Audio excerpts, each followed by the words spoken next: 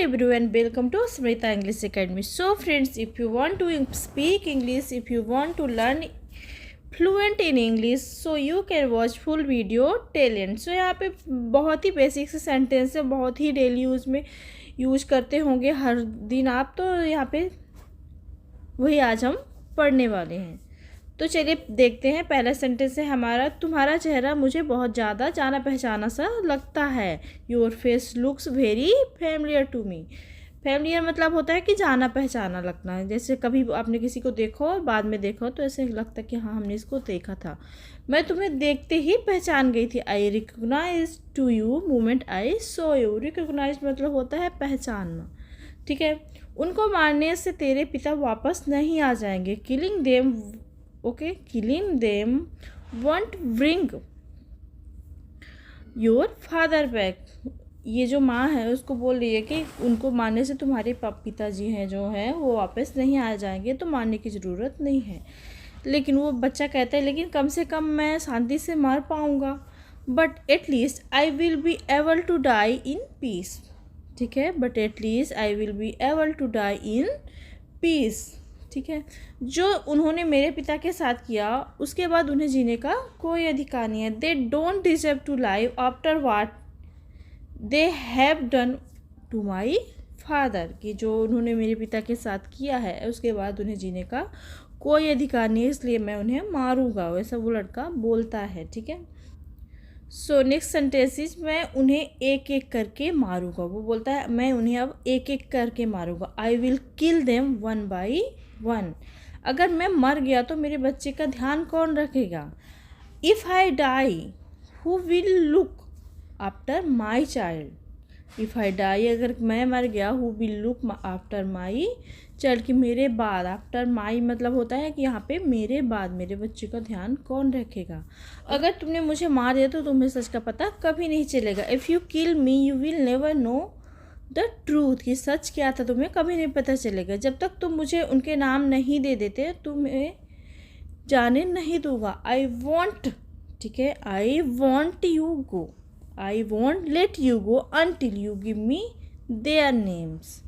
I won't let you go मतलब मैं तुम्हें जाने नहीं दूंगा अनटिल, जब तक you give me their names, कि तुम उनके नाम मुझे नहीं दे देते हो। प्लीज़ मुझे जाने दो, तुम्हें सब बता दूंगा। Please let me go, I will tell you everything. Please let me go, मुझे जाने दो। मैं वहाँ नहीं था इसलिए ऐसा हुआ। I it happened because I wasn't there, कि मैं वहाँ नहीं था इसलिए ऐसा हुआ। It happened because I wasn't there, कि मैं वहाँ पे नहीं था। अगर मैं वहाँ होता, ठीक है, वो बोल रहा है तो ऐसा कभी नहीं होता। This never would have happen if I had been there. If I had been there मतलब वहाँ मैं अगर होता, पास्ट का बता रहा है, तो ऐसा कभी नहीं होता। मुझे लगता है तुम भूल गए हो तुम्हारा परिवार भी है। I think you have forgotten, ठीक है, that you also have a family. तो मुझे लग रहा है कि तुम इस तरीके से हरकत कर रहे हो। पुलिस वाला बोल रहा है कि तुम इस तरीके से हरकत कर रहे हो, उससे देख के लगता है कि तुम अपने परिवार को भूल गए हो। तुम्हें उनसे मिले हुए लगभग 10 साल हो गए हैं। It been almost 10 years since you met them. तुम्हें उनसे मिले कितने साल हो गए हैं? 10 साल। It been almost 10 years since you met them. Okay, ठीक है। क्या तुम्हारा उनसे मिलने का मन नहीं करता? पुलिस वाला वो है जो पूछा तुम्हारा मन नहीं करता उनसे मिलने का। Don't you feel like meeting them. Don't you feel like meeting them, की मतलब क्या तुम्हारा उनसे मिलने का मन नहीं करता? कुछ पाने के लिए कुछ खोना पड़ता है सर। वो बोल रहा कि कुछ पाने के लिए कुछ खोना पड़ता है। To gain something, to have to lose something sir. To gain something मतलब कुछ पाने के लिए, to have to lose something मतलब कुछ खोना पड़ता है। तुम पाना क्या चाहते हो? What do you want to achieve. Achieve मतलब होता है पाना, ठीक है। सो तुम्हें समझना बहुत मुश्किल है। You really are very hard to understand. लाला से हर कोई डरता है। एवरीबडी फियर्स लाला। यहाँ पे कोई लाला है डेंजरस, जिससे हर कोई डरता है, उसकी माँ बोली।